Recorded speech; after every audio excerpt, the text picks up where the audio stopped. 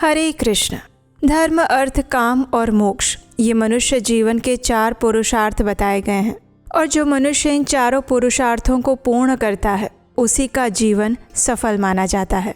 इन 4 पुरुषार्थों में से एक है मोक्ष, और ऐसा ही मोक्ष प्रदान करती है मोक्षदा एकादशी। आप सभी को मार्गशीर्ष मास में आने वाली मोक्षदा एकादशी की बहुत सारी शुभकामनाएं। ये एकादशी अपने नाम के अनुसार ही मनुष्य को सर्वोच्च आध्यात्मिक मोक्ष प्रदान करती है। इसका अर्थ है कि इस एकादशी का पालन करके मनुष्य जन्म मृत्यु के चक्र से मुक्त हो सकता है। उसके पूर्व जन्म के सभी पापों का नाश हो सकता है। ये एकादशी मार्गशीर्ष मास में आती है, जो कि भगवान का प्रिय मास है, और शायद इसीलिए भगवान श्री कृष्ण ने भगवद गीता का दिव्य ज्ञान कुरुक्षेत्र की युद्ध भूमि में देने के लिए भी मोक्षदा एकादशी का दिन ही चयन किया था। जी हाँ, मोक्षदा एकादशी के दिन ही गीता जयंती मनाई जाती है। तो चलिए इसी मोक्षदा एकादशी के उपलक्ष्य में आज हम सबसे पहले मोक्षदा एकादशी की पौराणिक कथा सुनने से पहले हम भगवान श्री हरि की एक सुंदर पौराणिक कथा का श्रवण करते हैं, और फिर उसके अंत में हम इस एकादशी से जुड़ी हुई पौराणिक कथा सुनेंगे। तो आइए आज की मोक्षदा एकादशी व्रत कथा आरंभ करते हैं।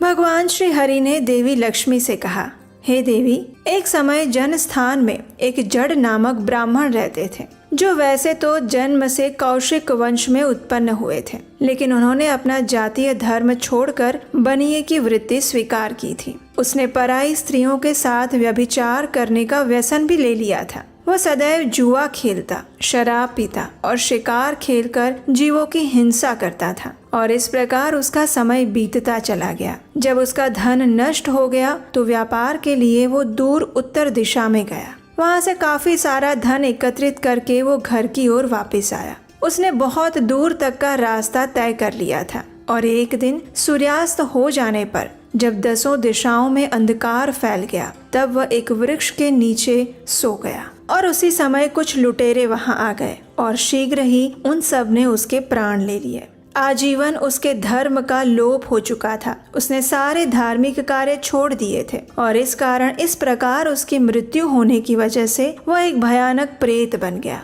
सौभाग्यवश उसका पुत्र बड़ा धर्मात्मा और वेदों का विद्वान था। उसने अभी तक अपने पिता के लौट आने की राह देखी। जब वो नहीं आए तब उनका पता लगाने के लिए वो स्वयं भी अपना घर छोड़कर निकल गया। वह प्रतिदिन खोजता रहा, मार्ग में आने जाने वाले लोगों से पूछता रहा, लेकिन उसे अपने पिता का कोई समाचार नहीं मिला। एक दिन एक मनुष्य से उसकी भेंट हुई, जो उसके पिता का सहायक था। उससे सारी परिस्थिति को जानने के बाद उसने अपने पिता की मृत्यु पर अत्यंत शोक किया। उसका ये पुत्र बुद्धिमान था। काफी देर तक सोच विचार करने के बाद अपने पिता का पारलौकिक कर्म करने की इच्छा से वो आवश्यक सामग्री साथ लेकर काशी नगर में जा पहुंचा। उसके मार्ग में 7-8 पड़ाव आए, और 9वें दिन वो उसी वृक्ष के नीचे जा पहुंचा जहां उसके पिता को मार दिया गया था। उस स्थान पर उसने संध्या उपासना की और भगवद गीता के 3 अध्याय का पाठ किया, और उसी समय आकाश में एक भयानक आवाज आई। उसने अपने पिता को भयंकर आकार और स्वरूप में देखा, और फिर तुरंत ही अपने सामने आकाश में उसे एक सुंदर विमान दिखाई दिया, जो महान तेज से युक्त था। उसमें अनेकों क्षुद्र घंटिकाएं लगी थी। उसके तेज से चारों दिशाएं प्रफुल्लित हो रही थी, और ये दृश्य देखकर उसके चित्त की व्यग्रता दूर हो गई।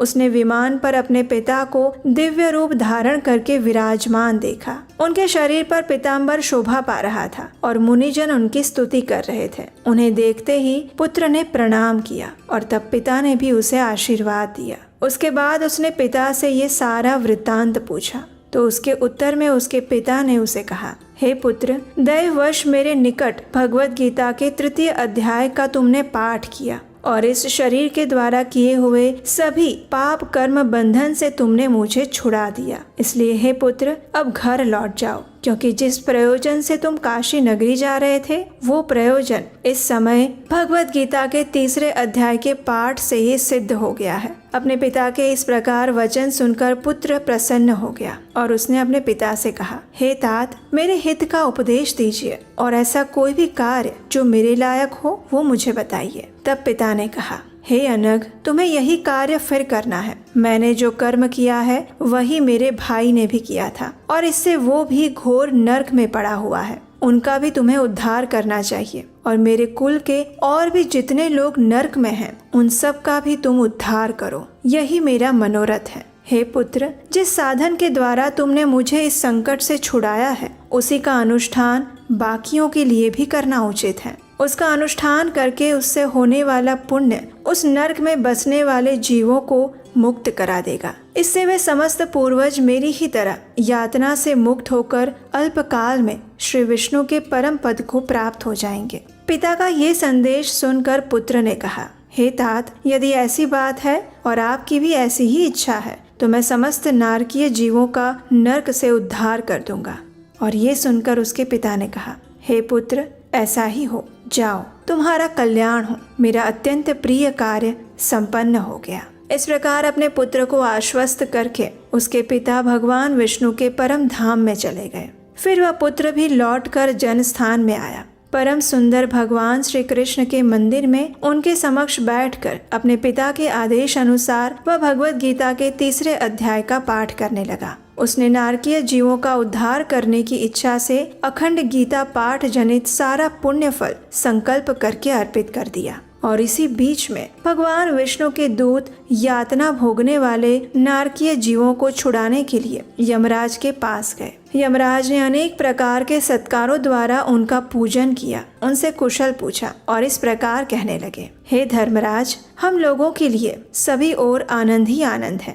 इस प्रकार सत्कार करके पितृलोक के सम्राट परम बुद्धिमान यमराज ने विष्णु दूतों से उनके आने का कारण पूछा। और उस समय विष्णु दूतों ने कहा, हे यमराज, शेष शैया पर शयन करने वाले भगवान श्री हरि ने हमें आपके पास कुछ संदेश लेकर भेजा है। भगवान हमारे मुख से आपकी कुशलता पूछ रहे हैं और वे आज्ञा दे रहे हैं कि आप नरक में पड़े हुए सभी प्राणियों को छोड़ दीजिए। भगवान श्री हरि का ये संदेश सुनकर यमराज ने मस्तक झुकाकर उसका स्वीकार किया और मन ही मन कुछ सोचने लगे। और उसके बाद नरक से मुक्त हुए उन सभी जीवों के साथ वे भी भगवान विष्णु के वास में चले गए। यमराज श्रेष्ठ विमान के द्वारा जहाँ क्षीर सागर है वहाँ आ पहुँचे। वहाँ उन्होंने कोटि कोटि सूर्यों के समान कांतिमान नील कमल दल के समान श्याम सुंदर भगवान श्री हरि का दर्शन किया। भगवान का तेज उनकी शैया बने हुए शेष नाग के फनों की मणियों के प्रकाश से दुगना हो रहा था।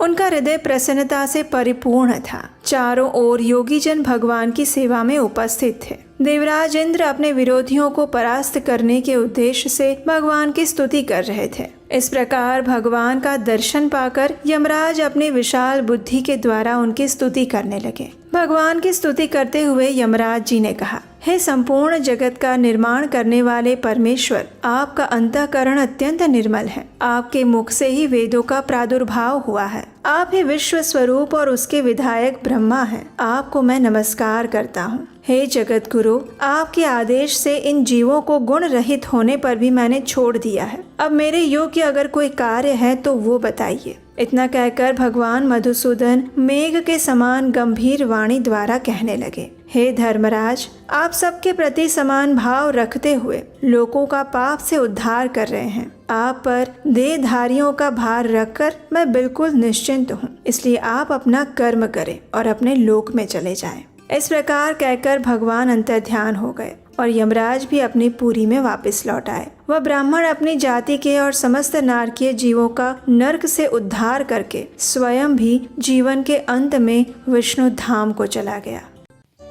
तो मिलते हैं आत्मसात 2.0 में। क्या आपको नहीं पता आत्मसात क्या है? आत्मसात 18 सेशन का भगवत गीता ऑनलाइन कोर्स है जो कि हम सिर्फ महिलाओं के लिए करवाते हैं और ये हम दोबारा करने जा रहे हैं। फिर तो आपको ये भी नहीं पता होगा कि इस आत्मसात कोर्स में हम भगवत गीता के साथ साथ भगवत गीता की टीचिंग्स को प्रैक्टिकली अपने लाइफ के साथ कैसे कनेक्ट कर सकते हैं उसके बारे में भी डिस्कस करने जा रहे हैं।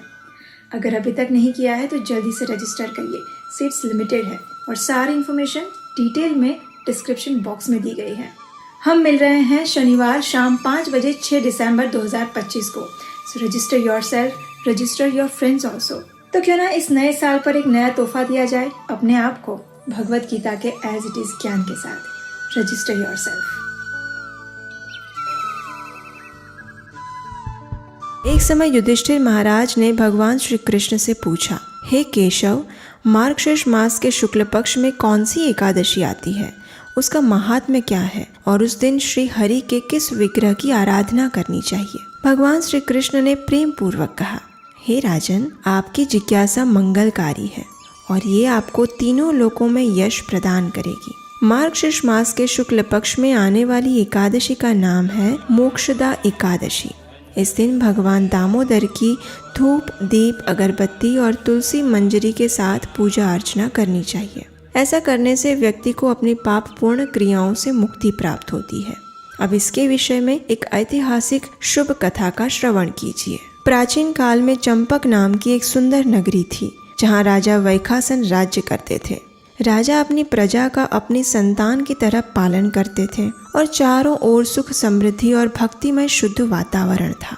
एक दिन राजा ने अपने स्वप्न में देखा कि उनके पिता नरक में भीषण यातनाओं से पीड़ित हैं। ये देखकर राजा अत्यंत शोकातुर हो गए और अश्रुपात करने लगे। अगले दिन उन्होंने अपने राज्य के श्रेष्ठ और विद्वान ब्राह्मणों की एक सभा बुलवाई। इस सभा में उन्होंने अपने दुस्वप्न के बारे में बताया। अपनी मनोदशा का विवरण देते हुए राजा कहने लगे, हे विद्वान जनों, जब से मैंने अपने पिता को इस प्रकार कष्ट में देखा है, तब से मेरे राज्य, परिवार, संपत्ति और पुत्र भी मुझे सुख नहीं दे पा रहे। कृपया आप सब कोई उपाय बताएं जिससे मैं एक पुत्र का कर्तव्य निभा सकूं और अपने पिता को इस नरक की यातनाओं से मुक्ति दिला सकूं। राजा की बात सुनकर विद्वान ब्राह्मणों ने राजा को सुझाव देते हुए कहा, हे राजन, इस क्षेत्र के पास में ही पर्वतीय जंगलों में महान ऋषि पर्वत मुनि का आश्रम है। ये ऋषि त्रिकाल ज्ञानी हैं। उनका तेज सूर्य के समान है और उनका ज्ञान समुद्र की भांति। आप उनकी शरण में जाइए, वे आपको अवश्य ही मार्गदर्शन प्रदान करेंगे। ब्राह्मणों की बात सुनते ही राजा उसी क्षण पर्वत मुनि के आश्रम की ओर निकल पड़े। आश्रम में पहुंचकर राजा ने देखा कि अनेक ऋषि यज्ञ और वैदिक मंत्रों का उच्चारण कर रहे थे। वातावरण पवित्र है और उन सबके बीच बैठे हुए पर्वत मुनि ब्रह्मा की तरह लग रहे हैं। उनके चारों ओर एक दिव्य आभा का प्रकाश फैला हुआ है। राजा ने पर्वत मुनि को प्रणाम किया और अपने आने का उद्देश्य बताया। तब महान ऋषि ने अपने नेत्र बंद किए और ध्यान अवस्था में चले गए। कुछ समय पश्चात अपने नेत्र खोलकर पर्वत मुनि ने राजा वैखासन से कहा, हे महान राजन, आपके पिता अपने पूर्व जन्म के कुछ पाप कर्मों के कारण इस नरक की यातना भुगत रहे हैं। इसलिए आपका कर्तव्य है कि आप उन्हें इस घोर कष्ट से मुक्ति दिलाएं और इसके लिए केवल एक ही उपाय है। यदि आप आने वाले मार्गशीर्ष मास के शुक्ल पक्ष की एकादशी का नियम और निष्ठा पूर्वक पालन करेंगे तो आपके पिता को नरक से मुक्ति प्राप्त हो जाएगी। ऋषि की बात सुनकर राजा अत्यंत प्रसन्न हुए। उन्होंने ऋषि को दंडवत प्रणाम किया और अपने राज्य वापस लौट आए। कुछ ही दिनों में मार्गशीर्ष मास की मोक्षदा एकादशी आई। राजा ने अपने परिवार सहित उसका श्रद्धा और नियम पूर्वक पालन किया। एकादशी से अर्जित पुण्य फल को अपने पिता को अर्पित किया और उसी क्षण देवताओं ने पुष्प वर्षा की। राजा के पिता ने राजा को आकाश मार्ग से जाते हुए आशीर्वाद प्रदान किया और मुक्ति प्राप्त कर ली। कथा का समापन करते हुए भगवान श्री कृष्ण ने युधिष्ठिर महाराज से कहा, हे युधिष्ठिर, जो भी व्यक्ति इस एकादशी का नियम और निष्ठा पूर्वक पालन करता है उसे अपने पूर्व पाप कर्मों से मुक्ति मिलती है और जो व्यक्ति अपनी आध्यात्मिक प्रगति हेतु उसका पालन करता है उसे जीवन के अंत में मेरा धाम प्राप्त होता है। यदि आप भी मोक्षदा एकादशी का पालन करना चाहते हैं तो विधि एकदम सरल है। एकादशी के दिन प्रातः ब्रह्म मुहूर्त में उठ जाइए, स्नान इत्यादि से स्वयं को शुद्ध करिए। उसके पश्चात भगवान की मंगला आरती करिए या फिर उसका दर्शन करिए। अब हाथ में गंगा जल लेकर भगवान के समक्ष मोक्षदा एकादशी का संकल्प लीजिए। उसके बाद तुलसी देवी को धूप, दीप और जल अर्पण कीजिए। उनके समक्ष बैठकर हरे कृष्ण कृष्ण कृष्ण हरे हरे, हरे राम राम राम हरे हरे इस महामंत्र की कम से कम 4, 8, 16 या 25 माला का जाप करिए। उसके बाद अपने दैनिक कार्य प्रारंभ करिए। एकादशी के दिन किसी भी प्रकार का अन्न ग्रहण ना करें, जैसे कि दाल, चावल, गेहूं या अन्य कोई भी अनाज या उससे बने हुए पदार्थ। इस दिन आप फल और दूध ले सकते हैं। इसके अलावा आवश्यकता पड़ने पर एकादशी प्रसाद बनाकर भगवान को भोग लगाकर भी ले सकते हैं। इस दिन संपूर्ण भगवत गीता का पाठ करिए और कम से कम एक व्यक्ति को भगवत गीता का दान दीजिए। अगले दिन पारण के निर्धारित समय पर किसी सुयोग्य वैष्णव या ब्राह्मण को भगवान को अर्पित भोजन प्रसाद रूप में प्रदान करिए और अपनी क्षमता अनुसार दान दीजिए और स्वयं भी अन्न प्रसाद के साथ एकादशी का पारण कीजिए। अगर आपको ये मोक्षदा एकादशी कथा पसंद आई हो तो इसे अन्य लोगों तक शेयर कीजिए और आपके अपने इस चैनल उपदेशाष्टकम को सब्सक्राइब कीजिए। तो चलिए इस परम पवित्र मोक्षदा एकादशी का शुद्ध मन से पालन करते हैं और अपने आध्यात्मिक जीवन में प्रगति करते हैं। हरे कृष्णा।